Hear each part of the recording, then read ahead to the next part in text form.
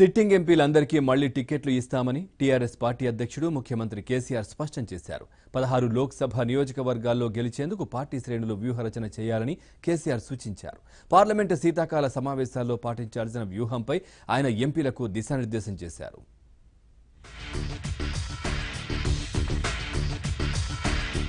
పదవులు పోతాయని టీఆర్ఎస్ ఎంపీలెవరూ భయపడాల్సిన అవసరం లేదని తెలంగాణ సీఎం కేసీఆర్ భరోసా ఇచ్చారు.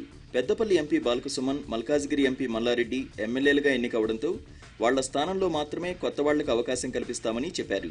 అసెంబ్లీ ఎన్నికల్లో భారీ మెజారిటీతో రాష్ట్రంలో ప్రభుత్వాన్ని ఏర్పాటు చేసుకోగలిగామని, ఇదే ఊపులో లోక్సభ ఎన్నికల్లోనూ హైదరాబాద్ మినహా 16 ఎంపీ స్థానాలను కైవసం చేసుకునేలా గట్టిగా పనిచేయాలని పార్టీ ఎంపీలకు ఆయన సూచించారు.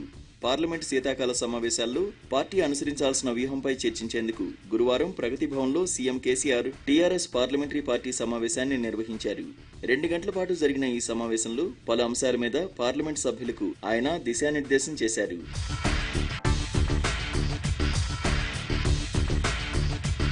కాంగ్రెస్, బీజేపీ పార్టీలను విమర్శలతో ఉతికారేయాలంటూ ఎంపీలకు కేసీఆర్ సూచించారు.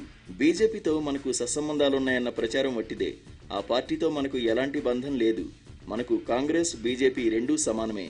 Non BJP, non Congress. ఇదే మన పార్టీ రాజకీయ విధానం అని స్పష్టం చేశారు. రాష్ట్రానికి సంబంధించి కేంద్రం వద్ద పెండింగ్ లో ఉన్న అంశాలపై ఒత్తిడిని తీవ్రతరం చేయాలని ఎంపీలకు సూచించారు. ఈ విషయంలో కేంద్ర ప్రభుత్వాన్ని గట్టిగానే నిలదీయాలని చెప్పారు.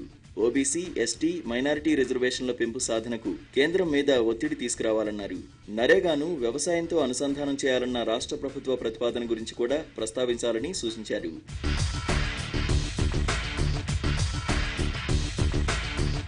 రాష్ట్రంలో ప్రతిష్టాత్మకంగా చేపట్టిన కాళేశ్వరం ఎత్తిపోతల పథకానికి జాతీయ ప్రాజెక్టు హోదాను కల్పించాల్సిందేనని డిమాండ్ చేయాలని, ఐటీఐఆర్ కోసం పట్టుబట్టాలని ఎంపీలకు చెప్పారు. నీతి ఆయోగ్ సూచనలకు అనుగుణంగా మిషన్ భగీరథ, మిషన్ కాకతీయులకు నిధుల మంజూరు కోసం కేంద్రాన్ని నిలదీయాలన్నారు. ఏపీ పునర్విభజన చట్టం 2014 ప్రకారం తెలంగాణకు దక్కాల్సిన ప్రయోజనాల కోసం ఒత్తిడి తీసుకురావాలన్నారు. వీలైనంత త్వరగా ఫెడరల్ ఫ్రంట్ అజెండాను ఢిల్లీ వేదికగా తానే స్వయంగా ప్రకటిస్తానని కేసీఆర్ తెలిపారు.